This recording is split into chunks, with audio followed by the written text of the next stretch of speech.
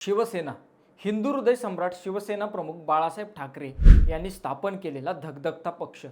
या शिवसेनेने अनेक लहान मोठ्या कार्यकर्त्यांना आमदार, खासदार आणि मंत्री देखील बनवलं। त्यामुळे बाळासाहेब आणि शिवसैनिक हे नातं कधीच न तुटणार। पण उद्धव ठाकरे हे पक्षप्रमुख व मुख्यमंत्री असताना शिवसेना फुटली।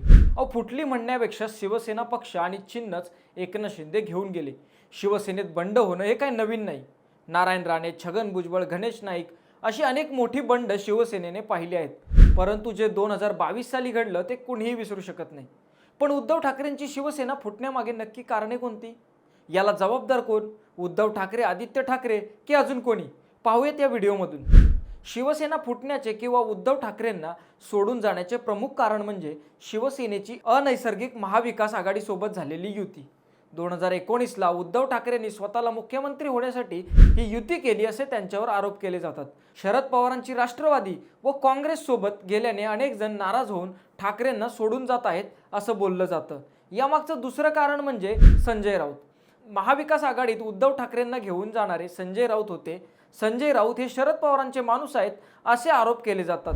संजय राऊतांवर अनेक नेते कार्यकर्ते नाराज आहेत अशी सुद्धा चर्चा आहे। तसंच तिसरं कारण म्हणजे सुषमा अंधारे, ज्यांचा उल्लेख राज ठाकरेंनी एका सभेत केला होता।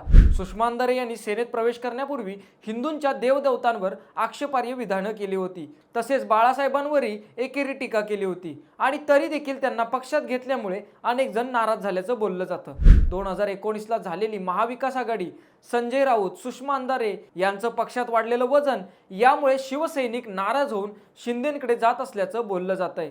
तुम्हाला काय वाटतं? नेते आणि शिवसैनिक उद्धव ठाकरेंना सोडून शिंदेंच्या शिवसेनेत का जात आहेत?